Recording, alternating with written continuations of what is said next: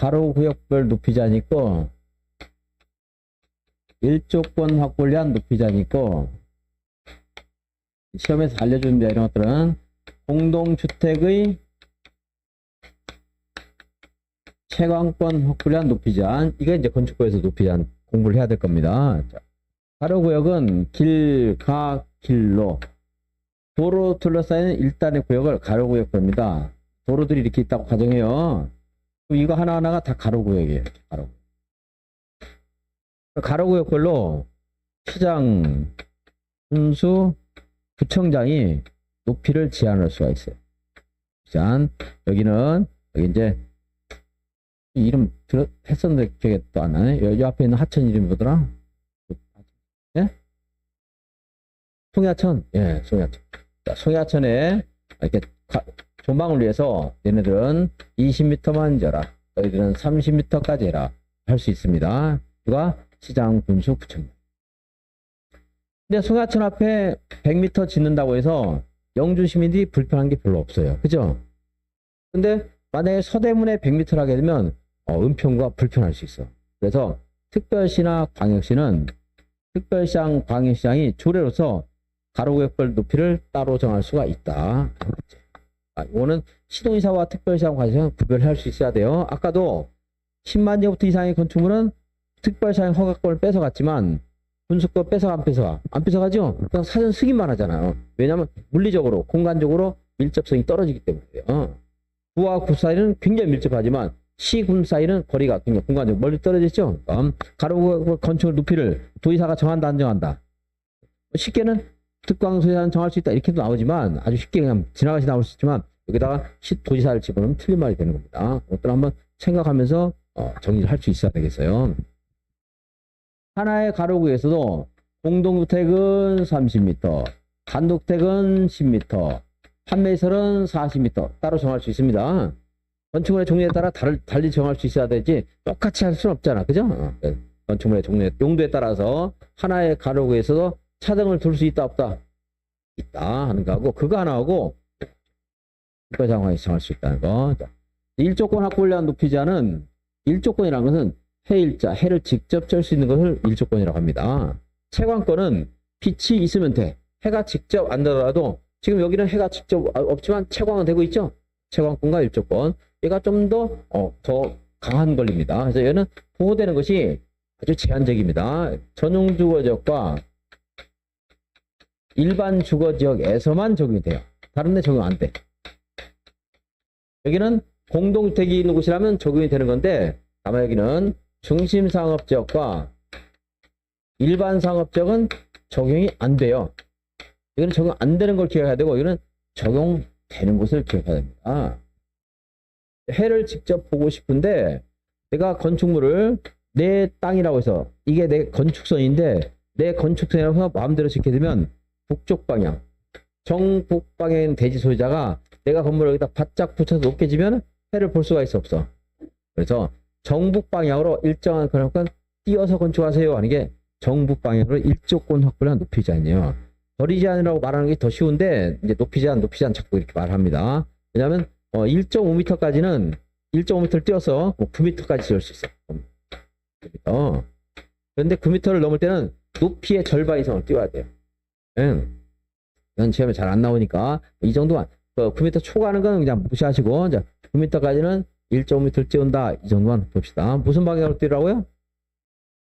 북쪽 방향, 정북 방향. 예, 이거 기억하시고. 그런데 어디서만 보호가 돼요?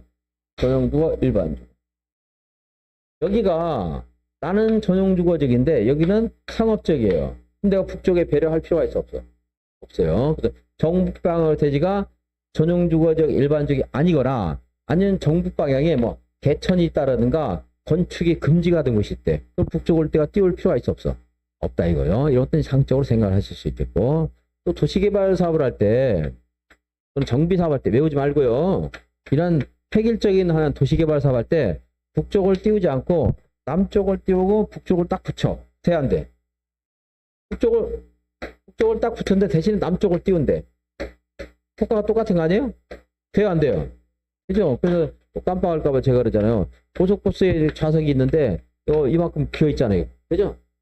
앞 사람이 뒤로 딱 제끼니까 내가 불편하죠? 난뭐하면 나도 딱 제껴. 다 제껴. 똑같잖아.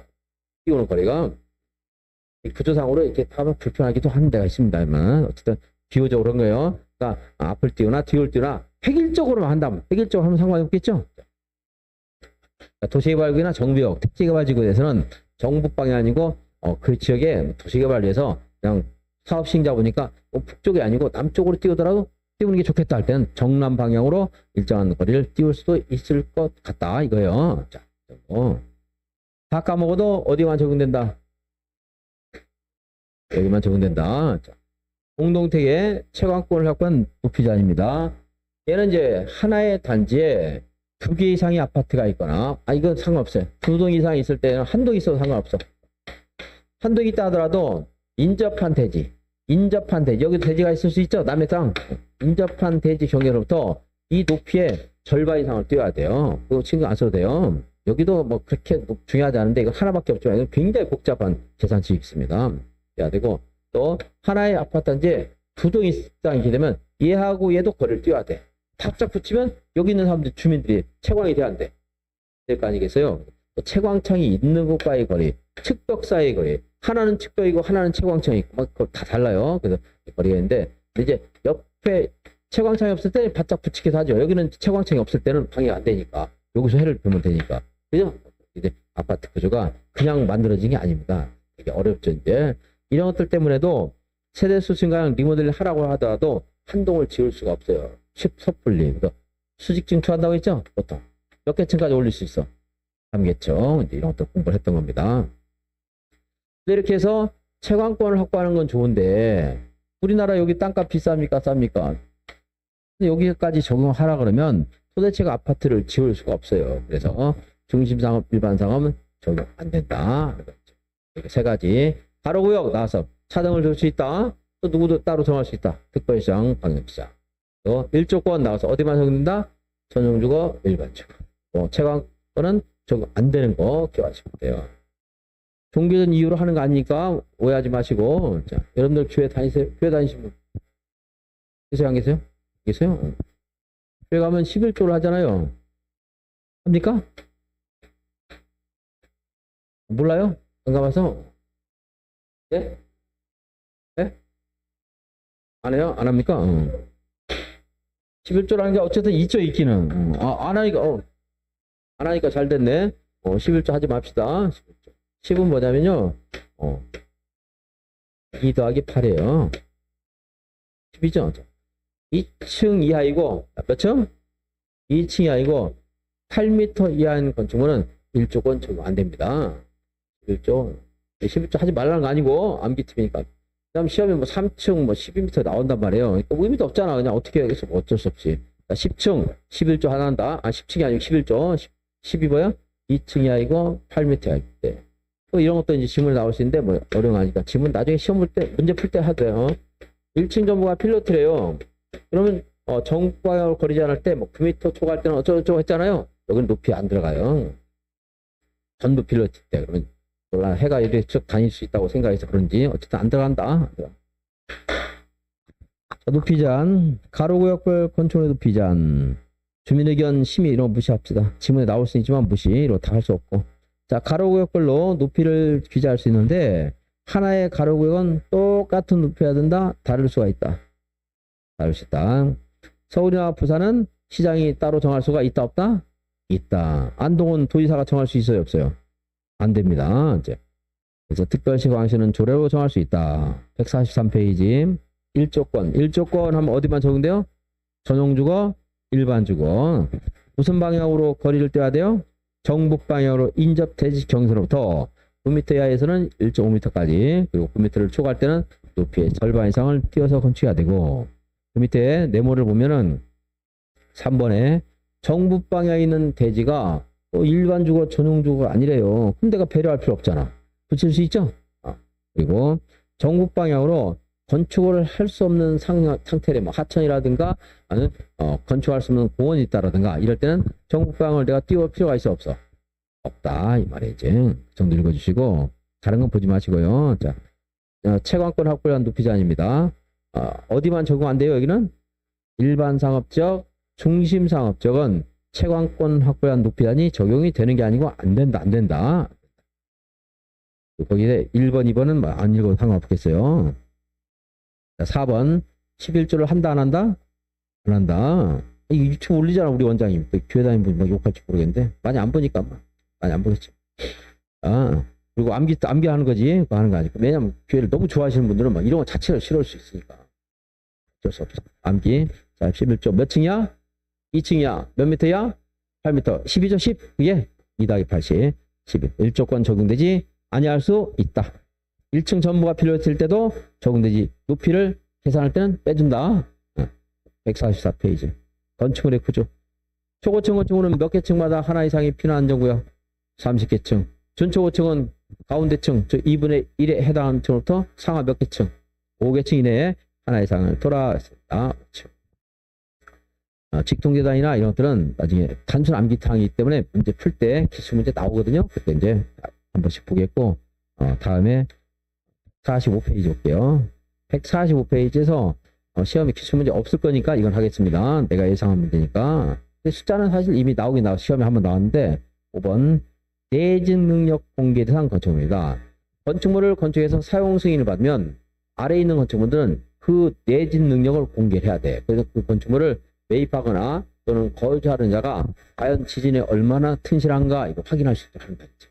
이제 똑같이 구조안전 확인 대상 건축물인데 구조안전 확인 대상은 나왔어요. 이미 시험에서 나오면은 내진 능력 공개 대상은 나올 겁니다. 여러분들 그냥 안 읽어도 돼요. 어떤 건 이 내용을 보다 보면 얘가 그때 봤던 그거구나. 이게 그걸 공부를 하면 5개, 6개를 암기했을 거 아니에요. 숫자가 나오면 얘가 뭔가 같이 공부한구나 해가지고 찾기도 합니다. 자, 어쨌든 내진 능력 공개 대상이에요.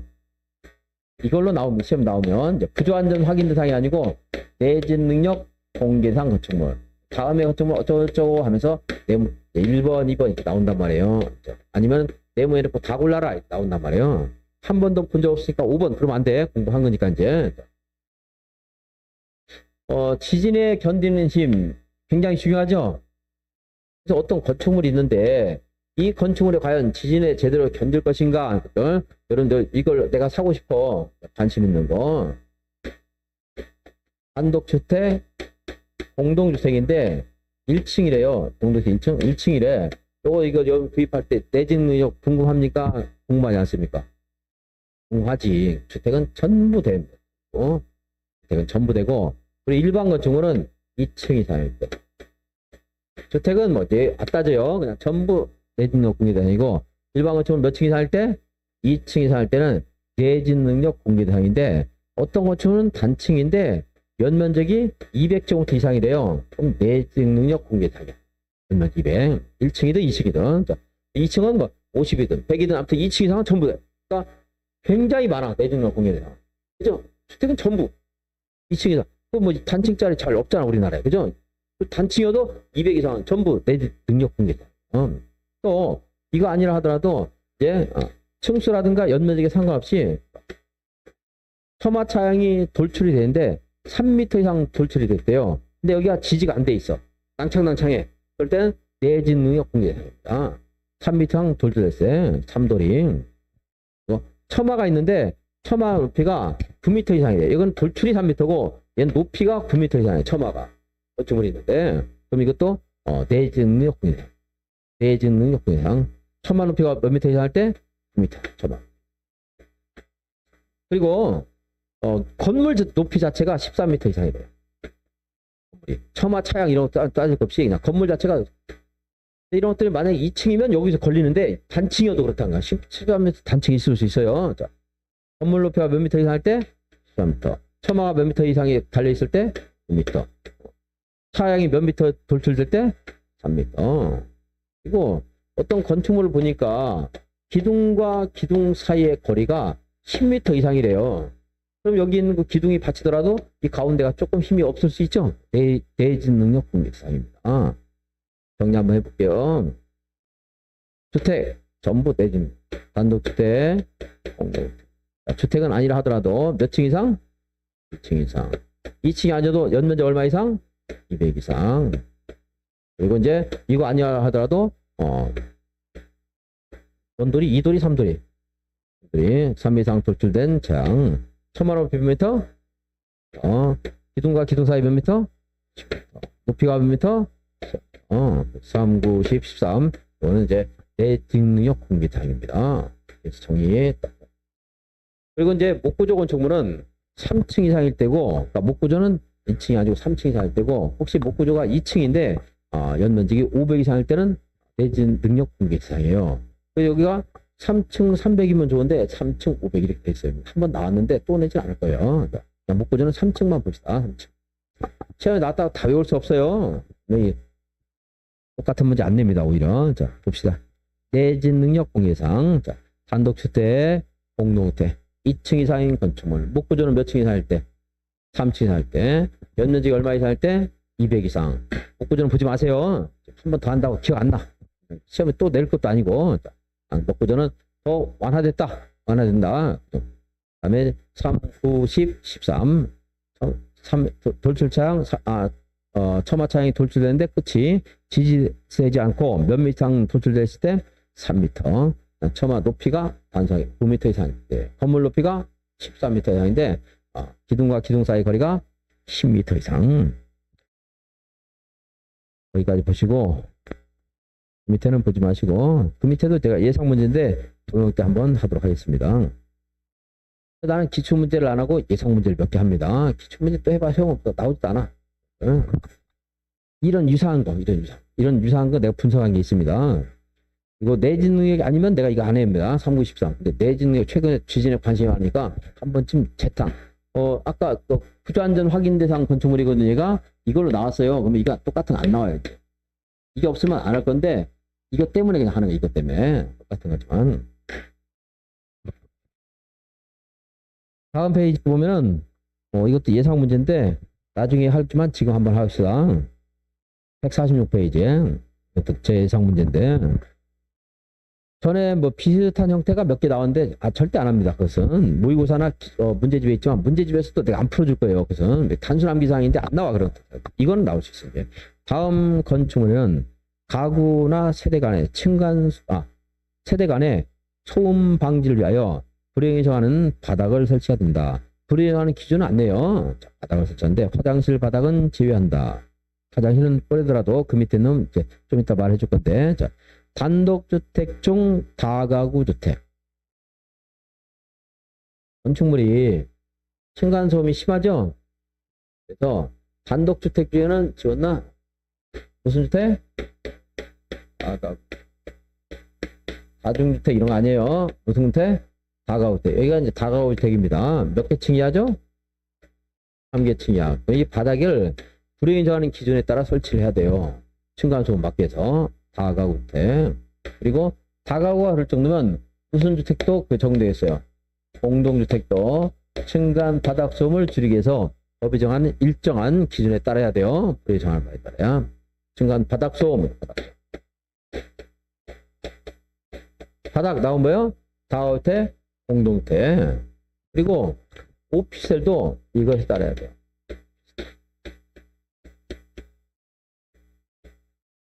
다중생활시설도 이거에 따라야 돼.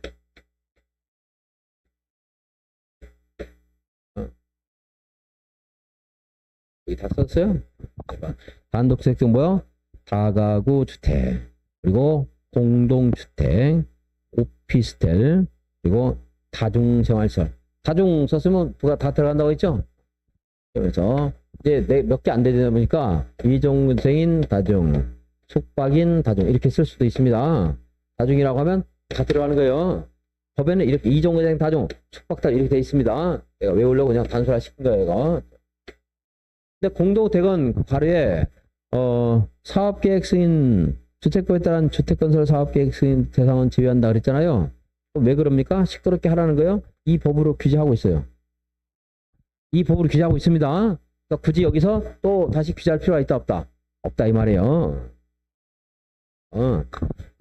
그리고 화장실 바닥도 포함된다, 제외한다. 화장실 좀 시끄러워 되겠죠? 공간거리도 괜찮아요. 심한 사람 되게 싫어하는데 시끄러워. 자, 바닥에 언제 시끄러운가 한번 볼게요. 바닥. 층감 2층이 막 시끌시끌해. 왜 그런가 보니까 여러분들 아파트는 공동주택이죠? 공동주택에서 이사를 막 갑니다. 이사 갈 때 시끄러워, 안 시끄러워? 시끄럽죠? 이사를 다 가고 가서 되게 시끄럽죠? 또 언제 시끄러워? 이사? 올 때 또 시끄럽죠? 자, 보니까 공동주택에서 다 가고 오다 조용해. 시끄러워요. 공동주택 다 가고 오다 너무 시끄러우니까 바닥을 좀 튼실하게 해서 시끄럽게 하지 마라. 공동주택 다 가고 오다. 공동주택 적용돼요. 다 가고 적용됩니다. 그리고 뭐가 적용돼? 오피스텔 다중생활시설은 시끄럽지 말도록 조용히 해야 돼요. 자, 층간 바닥 소음, 바닥 나왔어. 그럼 뭐예요? 아파트 이사 가는 걸 연상해서 공동주택 다 가고 오다. 이럴 때는 바닥을 이렇게 설치해라. 예. 외우는까지 해줘야 나는 강의를 했다고 그러지. 외우세요. 못 외워. 절대. 새로 나오고. 과거 거 필요도 없어요. 과거 거 뭐 무슨 경계벽이라든가 범죄 예방 기준이라든가 이거 나왔단 말이야. 안 나와요. 그것은 걔는. 근데 걔네들 내는다고. 모의고사도 그거 내고 책에도 그걸 싫어요. 동영도 다 그거 싫어. 다른 사람들은. 나는 하나도 안 합니다. 이거 하려면 이거 하라고. 근데 못 외워요. 못 외우니까 스토리 만들어주고 이제. 그래도 틀리겠죠. 또 틀린 사람은 어쩔 수 없어 이제. 공동주택 이사를 다 가고 오다. 시끄럽죠?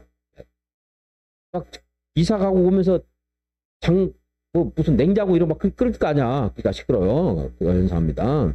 무슨 근데 요즘에는 이제 그나마 무슨 장 같은 걸 안 옮기는데 예전에는 또 뭐 자개장 굉장히 비싸요. 제가 학교 다닐 때 제가 아르바이트 하면서 여반문 말고 또 이제 학원 과외도 했었는데 그때 선생님 한 분이 채를 들어갔는데 자개장이 1,500만 원이죠. 채는 보증금이 500만 원인데 자개장이 1,500만 원. 그랬어요 진짜. 자개장 그거 어떻게 이사할 때 다 갖고 다니지. 얼마나 시끄럽겠어. 다 갖고 할 때. 그러니까 층간 바닥 좀 설치. 근데 그 자개장이나 냉장고를 화장실에 끌고 가요, 안 가요? 화장실에 끌고 가, 안 끌고 가? 안 가야죠? 이거 화장실에 제외한다고 했지 않습니까? 그죠? 제외한다고, 화장실 바닥은 제외한다고. 이렇게 해야지, 알까 말까. 그러니까 이제, 다음 페이지. 147페이지. 특별건축구역.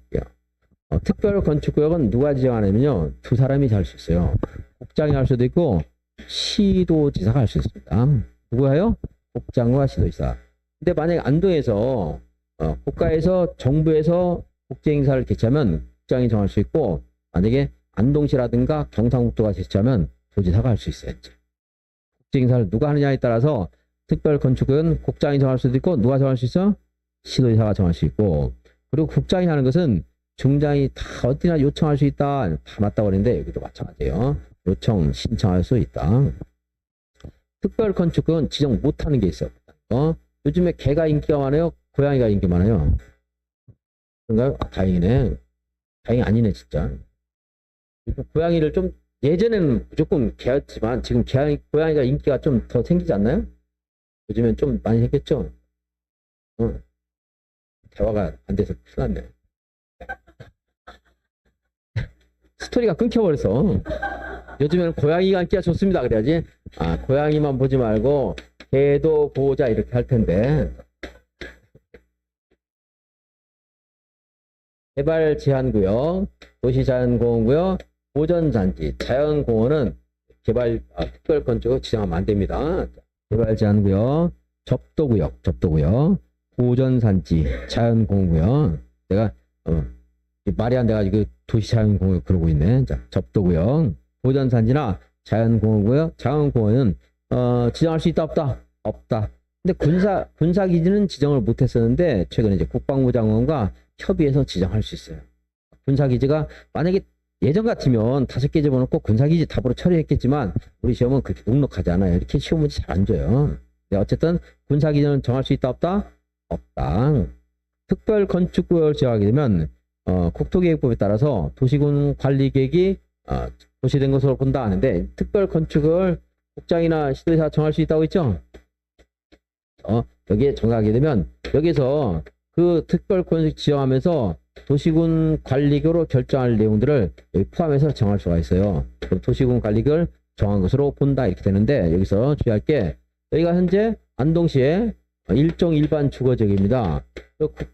국토교통부 장관이 특별 건축을 정하면서 여기를 준주거지역처럼 하고 싶어. 그래도 이건 안 돼. 하려고 그러면 도시공원관리국을 결정해야 돼. 그러니까 특별 건축구역 정하면 도시공원관리 있는 곳으로 본다 해서 지구 단위 계획 같은 건 의제가 될 수가 있는데 용도 지역이나 용도 지구 지정은 있는 걸로 보는 게 아닙니다. 이건 따로 정해줘야 돼. 너무 중요하니까. 자, 그래서 특별 건축을 정하게 되면 용도 지역, 용도 지구 지정이 있는 것으로 본다. 맞아, 틀려?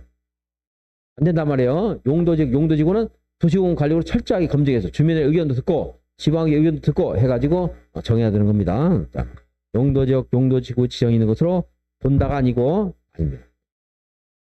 특별 건축구역을 정하려면 다음의 경우를 개별 건축물마다 정하는 게 아니고 통합해서 정할 수 있다. 통합할 수 있습니다.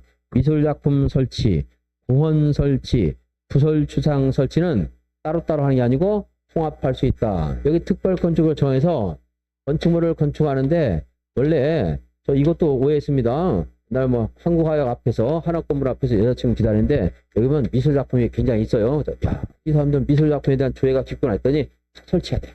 문화재진흥법에 따라서 여기는 미술작품 설치 의무가 다 있어요. 근데 이걸 각각 적용하지 않고 얘가 크게 하나 만들어도 된다 이 말이에요. 뭐라고 해? 통합 적용할 수 있다.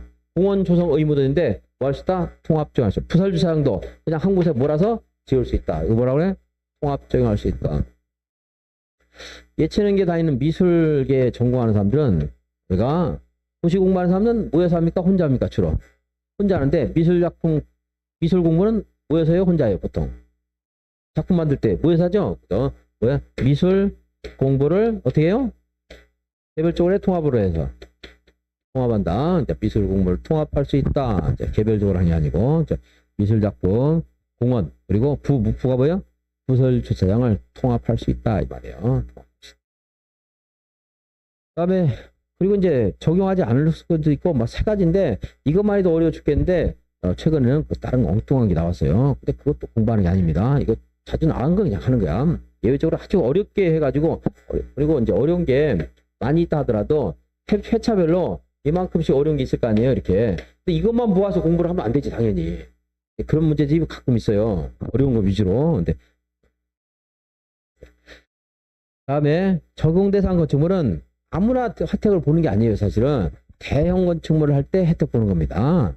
국가나 지자체가 건축하거나 공공기관이 건축하거나 이럴 때 아까 미술 공부를 통합한다라든가 특정한 건축물을 배제한다라든가 혜택을 보는 건데 큰 건축물들 아파트 한 립을 100세 이상인데 많죠? 이런 것도 미술 공부 통합 적용할 수 있고 또 한옥을 10개 동 이상 한옥이 밀집된 지역이 한옥 10개 동 이상 한옥 외의 주택은 30동 이상 외우려고 하지 말고 대형 건축물만 혜택을 보는 게 원칙이다. 이 정도 합시다. 자, 국가나 지자체 적용되죠? 그런데 작년에는 지자체는 적용 안 된다. 대형 건축물 잘 기억했다고는 찾을 수 있는 질문이 나오긴 나왔었어요. 자, 지정특례 대형 건축물이니까 몇 년 안에 착공해야 되겠어요? 5년이겠죠? 그것도 생각하면서 그냥 외우지 말고 생각하면서 그래서 특별 건축을 지정하고 5년 이내에 그에 부합하는 건축물의 공사를 착수하지 않으면 특별 건축을 해제를 하게 됩니다. 해제할 수 있다. 5년 148페이지 건축협정 건축협정 건축협정은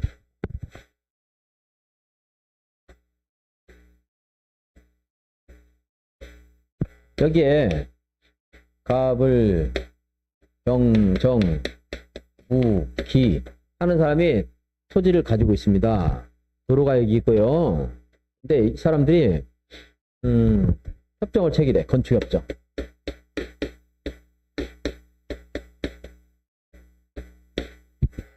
자, 우리 이걸 같이 우리 공동 개발을 한번 해보자. 전원 합의하대요. 개인의 재산권 처분이기 때문에 과반수가 찬성하면 돼. 전원이 찬성해야 돼. 전원이 찬성해서 협정을 체결하면 무슨 혜택이 있냐면요. 도로와의 관계가 통합 적용될 수 있어. 그 말은 이 사람은 도로에 붙어 있지 않죠? 얘는 붙어 있잖아. 얘 하나만 붙어 있어도 건축허가를 받을 수 있어. 통합 적용해서. 좋은 거지, 그죠? 맹지도 이용할 수 있는 거예요, 이제. 도로. 그 다음에 조경. 이것도 통합 적용할 수 있어. 만약에 한 그루씩 각각 심어야 되면 그러지 말고 여기다가 다 심는 거야. 그렇게 해도 돼. 통합 적용할 수 있어. 건폐율. 통합 적용할 수 있어. 각각에서 50%면 그러지 말고 여기다가 이렇게 다 집어넣는 건물을 크게 여기 마당으로 써. 놓을 수 있죠? 건폐율도 뭐 할 수 있어요? 통합적용 할 수 있죠.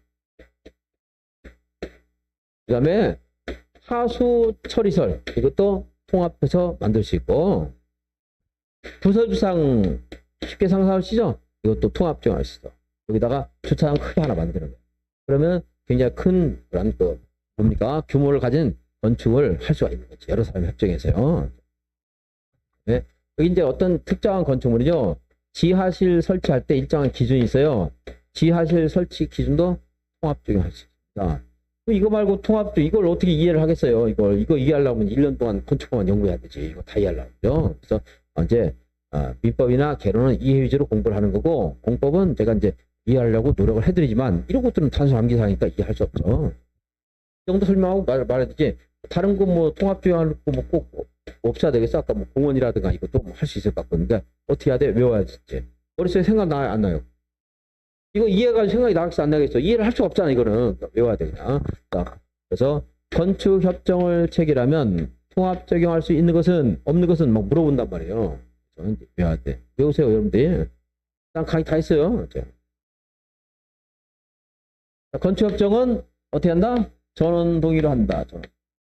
폐지할 때는 과반수 하면 돼. 과반수가. 야, 왜 우리 땅만 나무 심어놓고 월세는 조금밖에 안 줘? 폐지 반대. 우리 집은 주차장이고 왜 니네들만 편하게 살아? 얼마가 폐지할 수 있어요? 과반수 동의로 폐지할 수 있다. 과반수. 그냥 봐봐요. 1번. 토지나 건축물 소유자, 지상권자, 거기에 권리를 가진 모든 사람이 동의해야 돼요. 전원 동의로 건축물의 건축이나 대수선, 리모델링 그런 거 안 해도 상관없어요. 자, 행위형까지 어떤 사람 내면 막 이것도 내고 A도 내고 B도 내고 뭐 목적어도 내고 주어도 내고 소수로 내고 그러는데 그러면 이제 그거 다 공부 못하고 평소에 많이 나왔던 것만 공부하는 겁니다. 전원 합의로 협정을 체결할 수 있고 3번 폐지할 때는 전원해야 돼요. 과반수가 할 수 있어. 과반수가 합의해서 폐지할 수 있다. 근데 혹시 이 토지가 한 사람 거예요. 건축협정 체결할 수 있다 없다. 더 쉽네. 할 수 있습니다. 여러 개의 토지 소유자가 한 명이라도 할 수 있어요. 한 명이라 하더라도 할 수 있다 없다? 있다. 건축협정을 하게 되면 다음 사항을 개별 건축물에 적용하지 않고 전부를 대상으로 해서 통합하여 적용할 수 있다. 조금 전에는 미술 공부를 통합했죠. 미술작품, 공원, 그리고 부설주상 했단 말이에요. 그건 아주 큰 건축물이니까 공원 같은 미술작품이 나오는 거고 이건 조그마한 것들이니까 그게 안 나오겠죠. 주차장은 조그마한 건축물 건축해야 해야 되죠. 이거 부설주차장도 통합 적용할 수 있다. 5번은 안 봐도 되겠고. 자, 이제 통합 적용하는 거. 머리 좋은 분은 다 외웠겠지만 나는 머리 나쁘니까 이렇게 외웠습니다. 지하, 도로, 조건은 지하도로는 상부에 있어요? 하부에 있어요? 상부에 있어? 하부에 있어? 하부에 있습니다. 지하도로 조건은 하부에 있다. 이렇게 해가지고 외워보세요. 한번. 이것도 싫고 이것도 싫다. 그러면 시험 보지 말고. 지하도로 조건은 상부, 하부. 하부. 지하가 뭐야? 지하실 설치 기준. 지하도로, 도로의 관계. 조건의 조는 뭐야? 조경. 건은 건폐율. 하부의 하가 뭐야? 하수 처리설. 부는 부설 주차장. 지하도로 조건은 하부에 있다. 결합건축은 이게 복잡해졌는데 문제에서 기출문제 가지고 설명하겠습니다. 결합건축은 그때 하고 그다음에 149페이지에 공작물 높이 이것도 이제 허가를 신고하는 것인데 이것도 기본 강의 때 암기를 한번 했었는데 단순 암기 사항이니까 이제 풀면서 한번 해야겠고요. 이제 특강 듣는 분 특강 때 한번 하고 예상 문제 또 할 거예요. 예상 문제 또 하니까 예상 문제도 외우겠고 이행강제금 한번 볼게요. 이행강제금은 1년에 몇 회까지 부과할 수 있다? 2회 부과할 수 있어. 건축물은 위반사항에서 얻어지는 혜택이 너무 많아요. 이행강제금을 조금 부과하면 그냥 대놓고 위반해버려. 그래서 1년에 2회까지 부과할 수 있어. 이행할 때까지 부과하는데 이행하면 부과하면 안 되겠죠? 더 이상 부과하면 안 되겠지? 근데 만약에 이행을 하더라도 이미 부과한 것은 징수를 해야 돼요? 면제해줘야 돼. 징수해야 되겠죠? 자, 부과 기준에 여기 보면 7, 8, 90이 있는데 7, 8, 90, 7, 8, 90. 자, 제일 위반 정도가 큰 게 뭘까요? 무허가예요. 무허가. 허가 안 받고 짓는 거. 규제, 뭡니까? 과태료 부과 비율이 제일 높겠죠? 100분의 얼마? 100. 무허가. 그리고 이제 미신고예요. 이거 말고 또 있습니다. 다양하게. 더 있어. 뭐 10%, 5% 있는데 지금 이 네 가지를 보는 거예요, 지금. 미신고. 왜 이게 여기 네 개 중에서 제일 약하냐면 신고 대상 건축물은 신고만 하면 되는 거예요, 원래. 신고를 안 했을 뿐이지. 그래서 어쩌면 여러분들 건폐율 용적률을 공부할 때 이거 그 경중을 잘 봐야 돼. 경중 공부하면 아무것도 아니에요. 자, 허가가 제일 나쁜 놈이죠. 근데 이제 건물을 줬는데 용적률을 초과할 때 그 두 번째, 건폐율 초과할 때 세 번째. 미신고는 어떤 생각하면 굉장히 뭡니까 불법성 강화같지만 얘는 신고만 했으면 되는 사람인데 신고를 안 했을 뿐이야. 그죠? 그러니까 미신고가 제일 약합니다. 자, 4개. 이렇게 항상 할 때도 그냥 외우지 말고 어떻게 순서를 알 수 있으면 알라 노력하라 이 말이에요. 자. 이런 거 맨날 연구하고 지금 제가 머리가 좀 아파요 지금. 네, 그런 걸 받으라 이 말이에요. 그냥 하지 말고. 네. 자, 미신고는 제일 약한 겁니다. 얼마? 70. 그리고 제일 나쁜 게 뭐야? 무허가 100이에요. 그리고 이제 용적률과 건폐율은 내가 모르겠어요. 왜 그런지. 용적률이 제일 나쁘다고 합시다. 용적률 얼마? 90. 건폐율은 80. 그래서 하시고. 그 다음에 감경이 있는데, 감경. 맨 밑에 소형 건축물이 몇 제곱미터 이하죠? 면적 얼마? 소형주택. 60이죠? 60 이하의 소형주택을 하는 사람은 2분의 1까지 감경할 수 있어요. 60제곱미터 이하의 주거용 건축물은 얼마까지 감경할 수 있다? 2분의 1. 가중하는 사람이죠. 가중. 위반 정도가 크면 가중할 수 있어. 2배까지. 그러니까 100분의 70, 100분의 90 이런 거 곱해가지고 산정한 금액을 2배까지 가중할 수 있는 게 있는데 이게 먼저 위반 면적이 얼마를 초과했을 때 50을 초과하는 용도 변경. 행위용부터 봅시다. 용도 변경을 지멋대로 하거나 신축, 증축을 지멋대로 하거나 다가구나 다세대 주택의 세대수를 지멋대로 증가하면 가중할 수 있는데 그 뒤는 이제 다 까먹어도 돼요. 얼마를 초과했어요? 몇 제곱미터? 50. 또 몇 제곱미터 초과했어요? 50. 몇 개 세대 이상을 그러니까 자기 멋대로 증가시켰어요? 5. 그래서 보니까 만약에 이제 가중이 말하면 50, 5가구, 5세대 찾으면 돼요. 2년에 3회 이상 위반한 거 그것도 합하여 5인데 그건 숫자가 어렵고 또 나올 가능성이 많은 게 아니기 때문에 제가 뺐습니다. 자, 가중하면 얼마? 50, 5가구. 그리고 감경하면 얼마? 소형주택 60이야. 주거용 건축물. 건축분쟁 전문위원회는 건축분쟁전문위원회라는 게 뭐냐면 건축을 하는데 여기서 발생한 여러 가지 분쟁이 있을 수 있죠. 그 분쟁을 소송을 통해서 해결하면 돈이 많이 들죠. 시간도 걸리고. 그래서 그 전에 단계에서 건축분쟁전문회가 국토교통부에 있어요. 거기 가서 그 다툼에 대해서 이걸 조정 좀 해주세요. 그럼 여기서 조정을 해줘요. 네가 공사하느라고 인근 주민이 집이 벽에 금이 갔는데 이 사람이 1억 내놔라. 이 사람 100만 원만 주겠다. 아니 소송 가면 오래 걸릴 거 아니에요. 그래서 건축분쟁 전문회가 그러면 내가 보니까 한 1,000만 원쯤 배상해 주면 되지 않겠습니까? 해요. 조정을. 이 사람들이 합의를 하게 되면 그 재판상 화해가 선된 걸 봐서 소송을 못 다퉈 이제. 빨리 해결하는 거야 이게 조정. 그리고 이제 조정 결과에 불만이면 재정 신청할 수 있어. 다시 한번 해달라. 1,300만이 나왔어. 재정 결과 이제 합의를 하면 재판상 화해가 선된 걸 봐요. 그래도 다툼이 해결하는데 뭐 어떻게 소송하는 거고 이제. 이거는 민사소송 대신에 있는 겁니다. 행정소송 대신에는 건 행정심판이고 행정소송 대신에는 행정심판에는 누굴 대상으로 하니까 민간인끼리의 다툼이에요. 행정권력과의 다툼이에요. 행정권력. 그래서 여기에 건축허가자 이런 말 나오면 안 돼. 걔는 여기에 들어가는 거 건축분쟁 전문에는 민간 간의 다툼입니다. 우리 간에. 자, 봅시다. 그럼 여기에 어떤 사람들이 민간이 될 수 있냐. 건축허가권자 이런 말 나오면 안 돼. 건축 관계자, 관계 전문 기술자, 인근 주민. 생각할 수 있는 전부 다른 모든 사람이에요. 건축 관계자는 이런 사람들이 건축 관계자입니다. 건축주.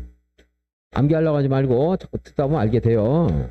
건축주, 그리고 시공자, 설계자, 그리고 감리자. 감리자 이제 공사 진행 과정을 감독하는 사람 감리자. 관계 전문 기술자는 그냥 이렇게나 그냥 나올 겁니다. 이제 여기에 뭐 토목기사라든가 이런 사람들 관계 전문 기술자 있을 수 있고요. 인근 주민 있을 수 있고.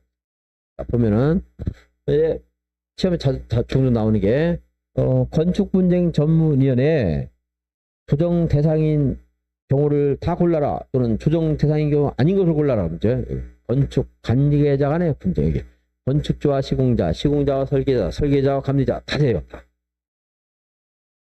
또 건축주와 관계 전문기술자, 시공자와 관계 전문 기술자. 공사를 이렇게 하고 있는데 얘네들이 잘못해가 측량을 잘못해서 포장해놨어. 그럴 땐 다툼이 있을 수 있죠. 건축 관계자와 관계 전문. 또 관계 전문 기술자 간의 다툼도 있을 수 있어. A라는 토목기사는 이렇게 측량인데 B가 잘못해서 다투면서 손해가 발생했어. 자기들이 조정해야 될 거 아니에요? 또 인근 주민과 관계 전문 기술자, 인근 주민과 건축 관계자 할 수 있죠. 인근 주민끼리도 할 수 있어. 그러니까 이 안에서 연결되는 모든 쌍이 다 돼. 조합이. 인근 주민 간의 다툼은 뭔지는 잘 모르겠어요. 하다 보면 이런 일도 있겠지. 내 생각에는 잘 안 나오는데 아무튼 인근 주민끼리 뭐 싸웠나? 공사 때문에. 자, 150페이지 봐요. 건축 관계자 간의 분쟁. 이제 건축 관계자 간 이것을 건축주와 시공자, 시공자와 감리자 이렇게 나올 수도 있어요. 또 하나 관계 전문 기술자 간의 분쟁, 인근 주민 간의 분쟁. 이제 1, 2, 3번은 자기들끼리고 1과 2, 2와 3, 2와 3, 1과 3 다 될 수 있다 이 말이에요. 건축 관계자와 관계 전문 기술자, 건축 관계자와 인근 주민, 그리고 관계 전문 기술자와 인근 주민 다 될 수 있다. 문제를 몇 번 풀어보면은 답을 찾는데 이제 요령을 알 겁니다. 자, 예가로 3번. 인근 주민이 이 공사로 인해서 우리 집이 무너질 것 같습니다. 그래서 조정 신청을 했어. 자, 여러분이 조정 신청을 받은 국토교통부 담당 뭡니까 공무원입니다. 조정 신청 받자마자 바로 공사 중지 명령 바로 내리면 돼, 안 돼? 조정 신청이 있었다는 이유만으로 공사 중지를 명령하면 된다, 안 된다? 안 된다. 그때 다르겠죠? 내용이. 그 인근 주민이 때를 쓰는 경우도 있어요. 색이 민감해서 조금만 5dB만 나와도 밤에 잠을 설치는 사람이 있을 수 있어. 그래서 공사 때문에 잠을 못 자요. 나와서 공사 중지 명령 바로 내리면 돼, 안 돼? 안 된다 이 말이죠. 당사자간이 조정안에 대해서 수락을 해서 기명날인 했습니다. 그럼 뭐가 성립된 걸 본다고요? 재판상 화해가 성립된 것으로 본다. 이게 지금 문제가 잘못된 게 있는데 이것은 제가 강의를 별로 안 하는 편인데 재판상 화해가 전에는 성립된 걸로 보지 않았는데 바뀌었어요. 문제집에는 그대로 안 되는 걸로 쓴 책들이 있고 바뀌면은 한동안 내가 2, 3년간은 강의를 할 수밖에 없어요. 바뀐 것들은 낼 가능성이 있으니까. 근데 2, 3년간 안 내면 그냥 이제 얘가 관심 없구나 뺄 텐데 지금 최근에 바뀌었어요. 그래서 건축분쟁 전문위원회 하게 되면 다툼이 될 수 있는 각양각색의 상황을 정리해서 이제 풀어야 되고요. 문제를 풀어봐야 돼 이제 그 경우를. 왜냐면 뭐가 답이다 이걸 내가 다 상상을 말 못하니까 문제를 풀어보고 그리고 이제 재판상 화해가 성립된 것으로 본다. 하려면 맞는 말이고 공사 중지 바로 하면 안 된다. 이거 말고도 굉장히 많은 게 나올 수 있는데 이 정도 하고 가야 돼 이제. 만약에 이제 건축분쟁 전문위원회에서 시험에 종종 나오는 게 이만큼이에요. 이만큼. 이것만 해야 되지. 이것도 나왔다. 이것도 나왔다. 이것도 나왔다. 양이 엄청나게 많거든요. 종종 자주 나오는 거 이제 딱 하고 시험 딱 가는 거예요. 농지법은 문제 풀면서 해드리기로 했고요. 그리고 이제 여러분들 오늘까지 해서 일단 유학질 마쳤고 여러분들 양이 진짜 많아요. 여러분들 해보니까. 그래서 복습 같은 거 많이 해주셔야 돼요. 그래야 시험 합격할 수 있으니까. 자, 오늘 여기까지 마치겠습니다. 수고하셨습니다.